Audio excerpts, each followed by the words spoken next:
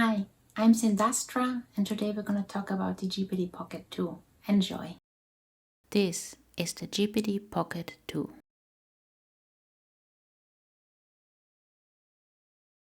Now, some of you might remember this device from Indiegogo and might think, wait, isn't this a device from 2018? Well, yes, but actually no. You see, the device many people reviewed was a prototype with only 4 gigabytes of RAM, but once released it had 8 gigabytes of RAM. Then, after release, GPT downgraded the CPU from an Intel M3 to an Intel Celeron, which only has 2 threads instead of the original 4 and is overall a weaker CPU. The idea behind this was that many people will probably just use this as an office PC, for which a weaker processor is enough and would give users longer battery life. But then GPT seems to have gone back to the original M3 by now, which I'm happy about, even though battery life is indeed not so great. But I will show you a few tricks on how to increase battery life. Another thing to note is that the original device had 128 gigabytes of eMMC storage, but has now been upgraded to 256 gigabytes of SSD storage. In case you don't know, eMMC can be thought of internal SD card, which is not as fast, so an upgrade to SSD is a good thing here. In the box we got a USB-C to USB-C cable, which is a lot nicer than some of those USB-C to USB-A cables which only delay the adoption of USB-C. But this cable right here is my own and was not inside the box. But what we did get in the box was this USB-C charger. You can hit pause now if you would like to read the specs. On the left side we got a USB-A port, a headphone or audio jack, and a micro SD slot to easily expand the storage. On the right side is a USB-A port, a USB-C port for data, charging and accessories. And as I mentioned before, battery life on this device is not great, but on the upside you can use any phone charger, power bank or USB port to charge the device. As you can see, it works great using a generic USB power bank with my USB-C to USB-A cable. Basically, if you have a USB port, you'll be fine. You can of course also use any USB-C laptop charger that supports USB-C power delivery, like in this example, the USB-C charger from my MacBook Pro. As you can see, works just fine. Speaking of MacBook Pro, here it is in space gray 13-inch 2017 model for size comparison. The MacBook Pro has a cutout under the screen. This allows you to get under the screen easily and open the lid. As you can see here, the GPT Pocket 2 has no such cutout. This means you really have to get under the screen with your fingernails and try to pry it open, which is not as convenient. And you might have noticed by now that the screen is rather stiff. Let me just show you once more. It's really stiff. Now, some people might think this is a bad thing, but I think it's a good thing, because in my experience there are some laptops which have a really wobbly screen that just doesn't stay in place, which is not the case here. No matter what position you put it in, it will stay that way, which is really good. At the bottom of the device we have a fan exhaust. Now let me show you the device from the top. Now from front, right, back, left, bottom again. The rubber feet, I should mention, have a different height at the back. This means when you place it on your desk, the laptop will be elevated at the back, which makes it a little bit nicer to type. You might know keyboards which have feet like this. So all in all, I would say it's a pretty well built device. Now let me show you something weird using this generic USB stick. Pay attention to the side it's in, right way up. On the left side that doesn't work. You have to flip it around and now it works. That's because one USB port is mounted the right way up and the other is upside down. Now you might be thinking, but why? Why is it mounted upside down?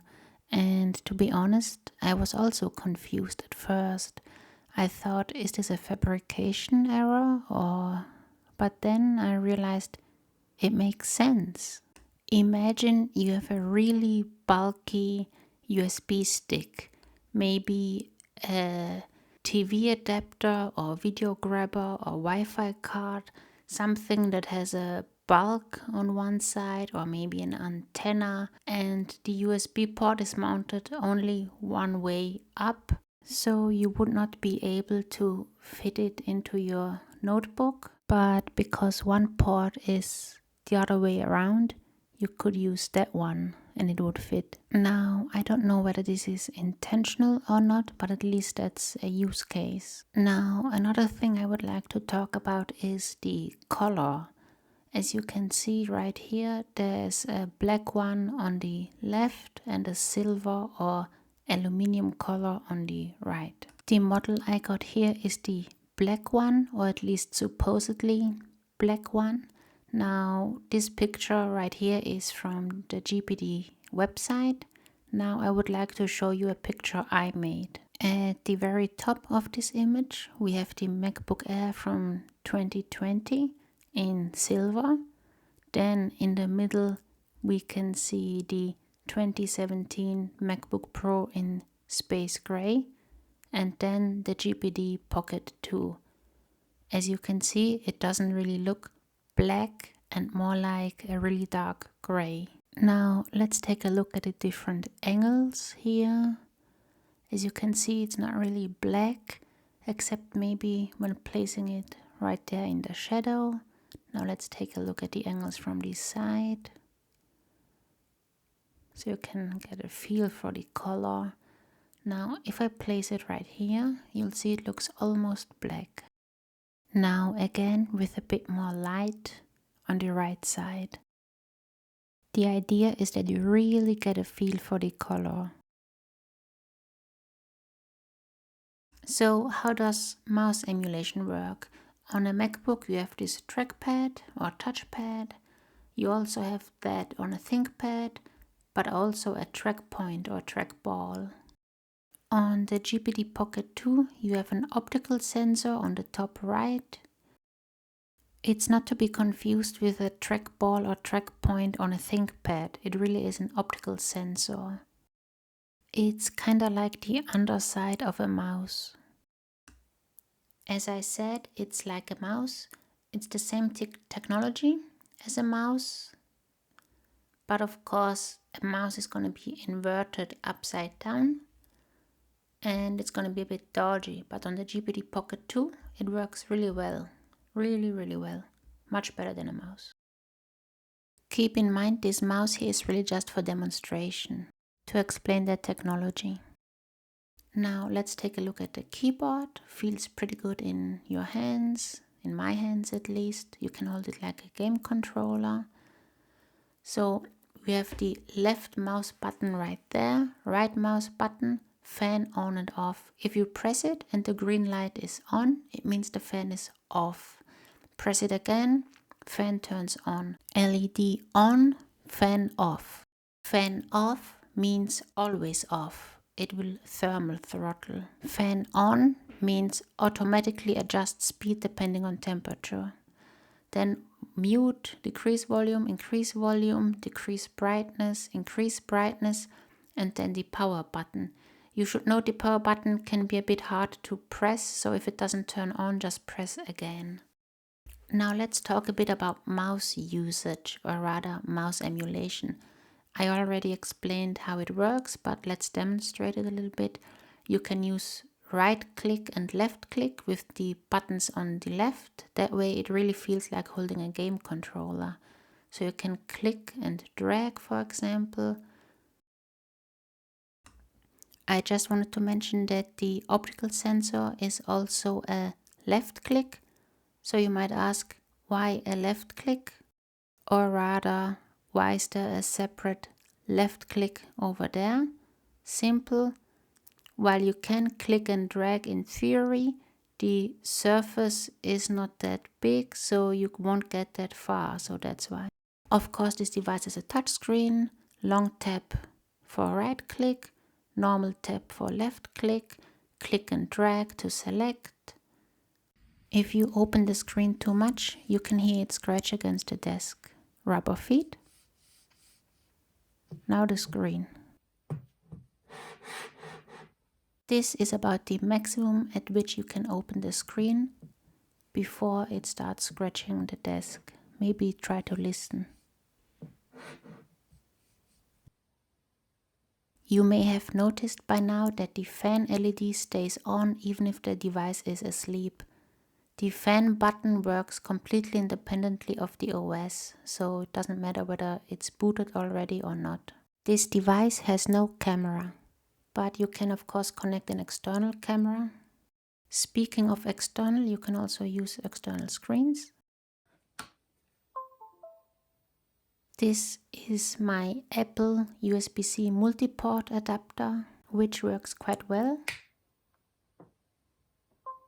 except it cannot charge the device. Now right click on your desktop, display settings, so we can fix the resolution, scroll down, and then choose to extend the display. And as you can see, you have a secondary display at full resolution without issues. Now, when I said you cannot charge the device, I meant specifically with the Apple USB-C adapter. If you use some generic one, it will probably work fine, but HDMI output and USB from the Apple adapter work just fine. I just happened to have this one lying around from my MacBook. But yeah, at this point it's pretty much just a desktop computer. Pretty good. Another thing to mention is that if you turn off the fan, the area around the optical sensor gets quite hot. The case is made of metal, so I guess it acts like a heatsink. The fan is right underneath this area here. So I guess the CPU is probably also maybe up there or somewhere in this area, so that explains why this area gets so hot, probably. If you turn the fan off, I mean. This bar is one concurrent piece of plastic, so pressing buttons can be hard. You have to press through the plastic like this. Nothing happens, so you have to press again. Nothing happens. And then you press really hard and it works. But this never bothered me on daily usage. So, let's talk software. We only talked about hardware, but now software. So, let's talk Windows and Linux. First Windows, because that's what came pre-installed, then Linux. I also have a bonus if you're a pen tester, basically a so-called hacker. You know, that's just what mainstream people understand. So I have to use that word. Yeah. So, by the way, I don't like to use the word because it's kind of overused and I feel like it lost a bit of meaning, so that's why. Anyway, so Windows, Linux, if you're a hacker, I have a little bit of a bonus for you too at the end. And of course, battery life. How to improve battery life on the device. I have a few tips for you for that too. So let's talk Windows. Installed came Windows 10 Home Single Language 1909. 1909 meaning September 2019. So we are in October now as I'm recording this, October 2021. So that's 2 years worth of updates. It takes a long time, and honestly, personally, I just decided to wipe the device and install a fresh copy because that's just so much faster. And I feel like a fresh copy did operate a bit faster, and so I recommend doing that. So there's a thing you should know about installing a fresh copy of Windows 10. Well, first of all, another thing, since it's Windows 10 Home Single Language, first time you boot the device, you will be greeted in Chinese. That's fine, because you will be able to pick a language. So why home single language? It just means that once you pick a language, it will be stuck with that language unless you do a reinstall. That's just Microsoft's way of saying, please give us more money so that you have Windows 10 Home and you can do more things. But other than the language limitation, it's the same thing as Windows 10 Home. So anyway, installing Windows 10. So you can download Windows 10 from the Microsoft website as you normally would. You can do this directly on this device, of course. Plug in a USB stick, copy the files over using Microsoft's tool. Then you boot from USB and do a fresh install. But here's the thing you should know. Like many devices nowadays, there's a product key pre-installed, in this case for Windows 10 Home Single Language.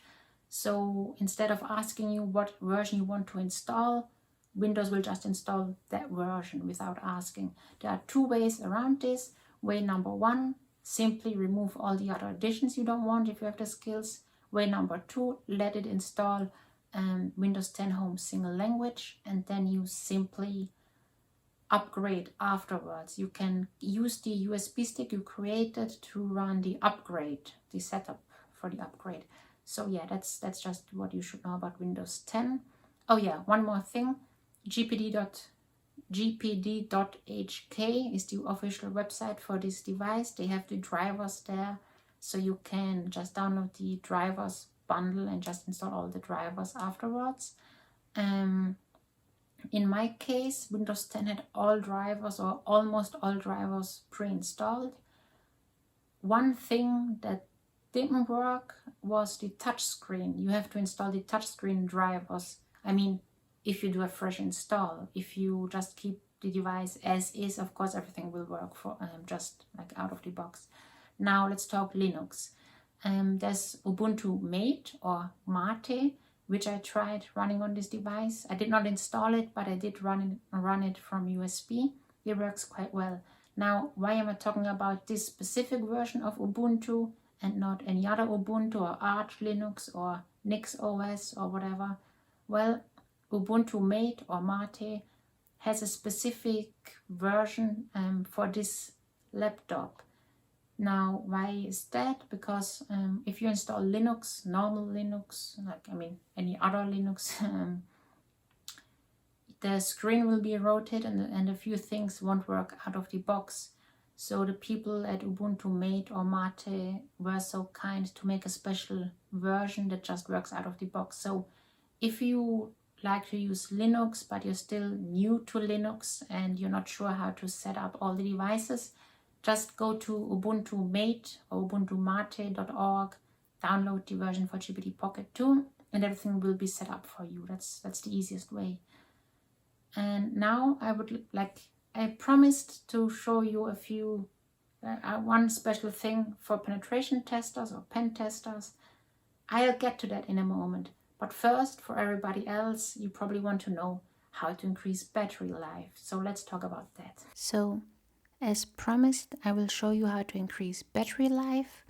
We'll be doing that by using Intel's Extreme Tuning Utility, also known as Intel XTU, which you can download for free from the Intel website.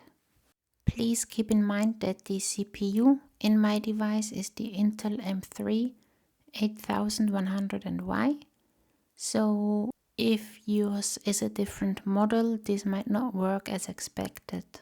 I will be using a screen recorder, but first I need to show you something directly on the camera, so please bear with me.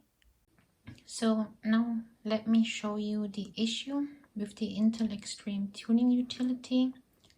Let's open it up. Yes. Now the issue is that this device has a really good screen, high resolution, lots of pixels, but that means things look small by default, really small. How do we fix it? By scaling. For example, we say everything should look twice the original size. Now, when you get this device, that's already done for you. It's already scaled. I think the default is times 1.75 or 175%, which let me just adjust. Let me just bring down the ISO. Much better. So it's already scaled, but as you can see, the Intel Extreme Tuning utility cannot deal with this scaling. So how do we fix that? We minimize it, right click on your desktop, display settings. Now you scroll down to scale and layout and you choose 150% or smaller, like just for comparison. As you can see, the X button isn't even visible and not all content is here. So again, let's go back to the settings, 150%. Now stuff looks a bit smaller, meaning there's more space. And we can now maximize the utility. And as you can see, now everything fits on the screen. So you might start it all when you open it. Let's switch to core. So Turbo Boost Short Power Max Enable is enabled by default. As you can see, we want to disable it. Basically, we don't want it to reach 10 watts because that will just drain your battery faster. This would happen whenever you do a hefty task like opening Google Chrome or a website. Pretty much anything that needs extra oomph, so to speak. Now, Turbo Boost Power Max is set to 4.5 watts, which is the default. You could set it to lower, but we don't actually want to do that. As you can see, lower is possible, but 4.5 watts is just right. At least during my testing, that was perfect. Now, even though we set the maximum to 4.5 watts, it can still spike to 10 watts. Now, why is that? It's because by default, it's set to 28 seconds. That means on average 4.5 watts during 28 seconds. So if it's idling around at, for example, 2 watts, it can still spike to 10 watts as long as the total average is below 4.5 watts during 28 seconds. So if we set it to 1 second average, which means it cannot spike to those 10 watts anymore because 1 second is just too short of a window. So it will stay at 4.5 watts, which means the device will run cooler and battery will last longer. Now, as promised, the thing for penetration testers, just keep pressing F12, choose the USB drive and you will see welcome to Grub. You might have to press enter because Grub is bugged out, but then it will boot. Now, as you can see, this is Kali Linux. I mean, if you recognize it. Now, of course, Kali Linux by itself is not the special thing because, I mean, it's nice that it runs Kali Linux, but that's not the special thing about this device. I'll show you in just a moment. Let's just wait for it to start up, or let me jump cut to it. Now the touchscreen works out of the box, as you can see here. Follows my finger nicely.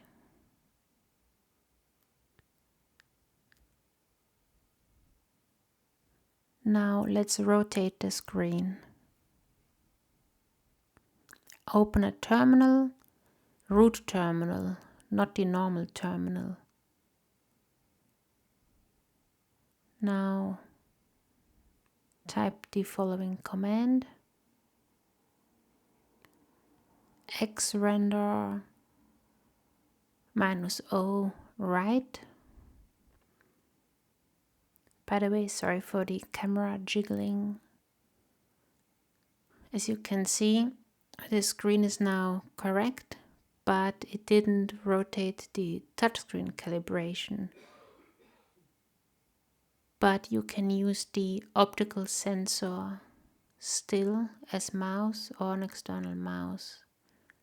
Now everything looks small, just look for high DPI and hit enter. The reason it's so small is because the screen is really good with a high resolution. And say yes to keep the scaling. As you can see, the terminal didn't adjust.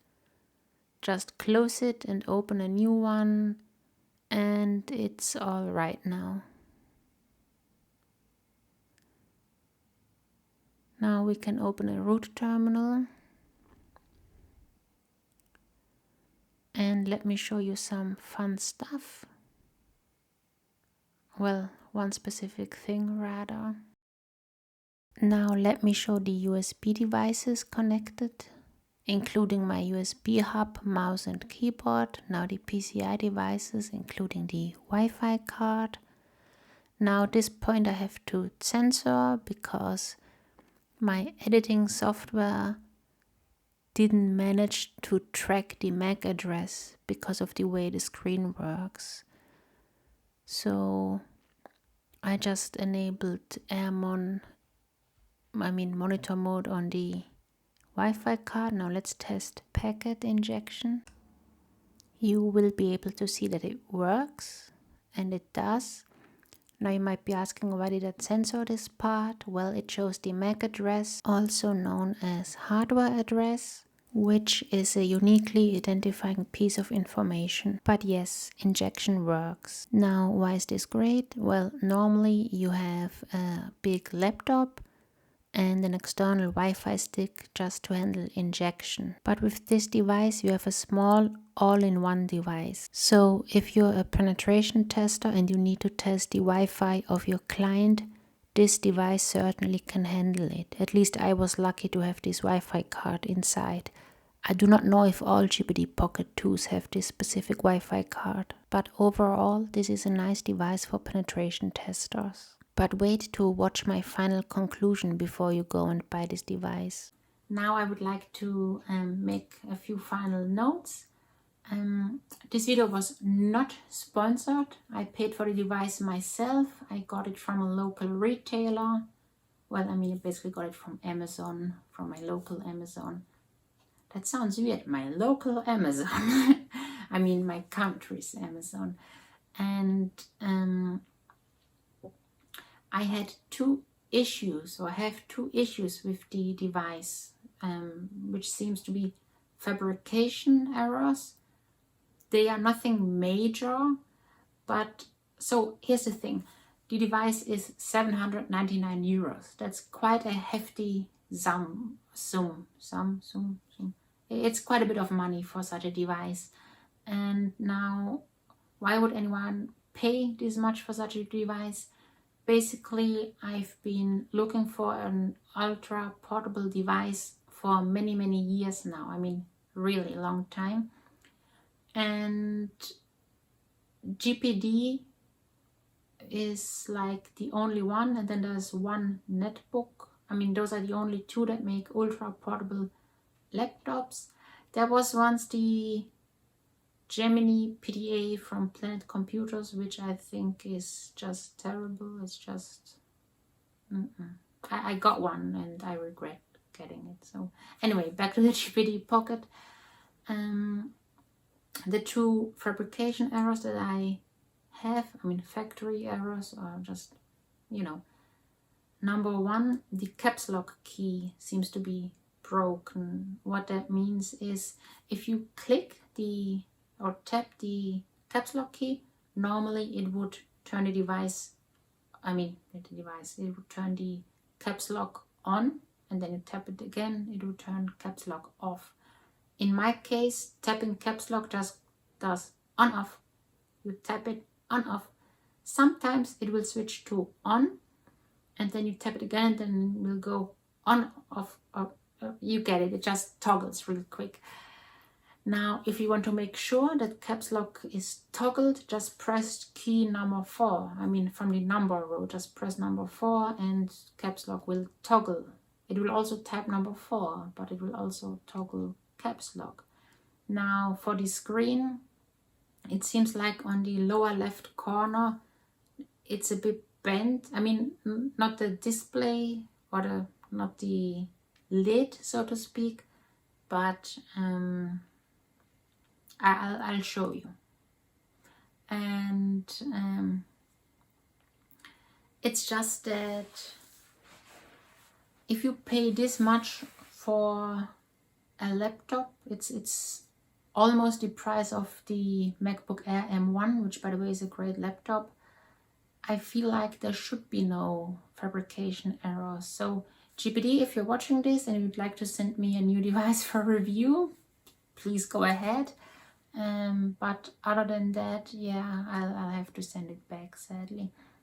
So this concludes my review. I hope it could help you out. It was my very first review, so I hope the quality was acceptable. And if you did like it, please leave a like and subscribe, because it really helps the channel grow. And that's about it. Oh, and by the time you're watching this or have watched this, I have sent the device back. It's a bit sad because if it weren't for those two issues, I think I would have kept it. Anyway, thanks for watching. Bye.